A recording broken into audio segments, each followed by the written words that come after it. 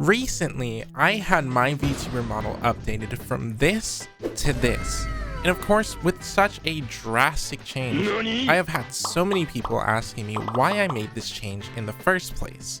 Blackface and racial issues being such a huge topic, and paired with it being Black History Month, I was forced to give a solid answer.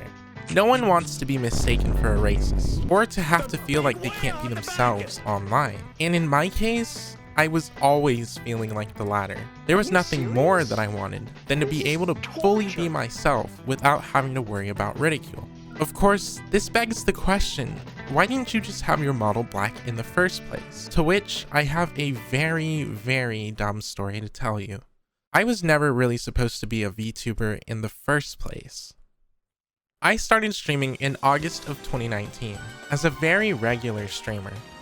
I was a dude who liked anime and playing video games, nothing really special to begin with. Now, in 2020, with the downfall of the entire world and everyone being trapped at home and online, I started to make a lot more friends online and to stream much more often. I had pretty much dropped out of school at the time and I wasn't working all too much, so I had loads of free time.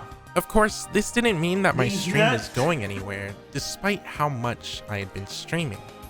Many people know 2020 was the boom of VTubers. VTubing was getting tons and tons of Western attention, and it was starting to become much more mainstream.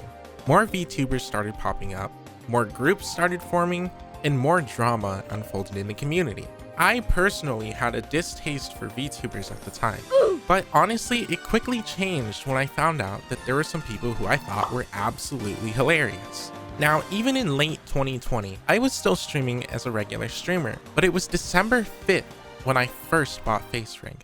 One of my friends had joined a Discord call as a banana, which I honestly thought was pretty cool at the time. And I thought it would be funny if I also streamed as something other than myself. So I did my first ever stream as a VTuber using some generic model in the software. And from there, I never used my webcam again.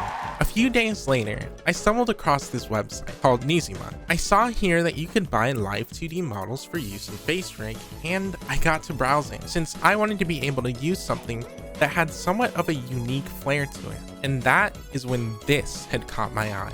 The artist said the model had no decided gender, and on top of that, it fit with the color scheme that I had already been using in a lot of my overlays. It was perfect. Well, with the exception that it looked nothing like me, of course. There was also the fact that the model was able to be purchased by anyone, which I knew could lead to some confusion in the near future, which it eventually did, and I knew that being able to change some aspects of the model would have been a good idea to do, but I did not have the knowledge to do so, nor did I want to really break anything with the model, since I just bought it. From there, I just started using the model, streaming with it, and I began to have some of the best performing streams and videos in my entire career. So naturally, I kept using it. I made more and more YouTube videos, far more than I'd ever done before. And I started to make TikToks as well, which blew up, and I just kept streaming and growing, not really addressing the hidden truth behind it all, because simply it just didn't matter. At the beginning of this past month, however, Bug, a good friend of mine and someone who's been on the channel before, who is also experienced in making models and doing some live 2D rigging, showed me exactly how to change the textures on my model to match a skin tone much closer to mine, and from there, I made said changes. I'm glad that I was able to change the model into something that I'm much more comfortable with, since now the opportunity for much more content has become available. Cooking streams, PO box openings, really anything that involves me showing my hands, arms, maybe even my legs are all now possible to do. And I'm really glad. This also bridges the gap for a new model that's on its way, but you didn't hear that from me. And that, my friends, is why I turned black, or rather went back to being black. I'm glad that I'm able to be more of myself online and to be much more open and transparent about things. And I hope some of you stick around to see what's to come. Anyway, thank you for watching and listening to this story, and I hope to see you in the next one.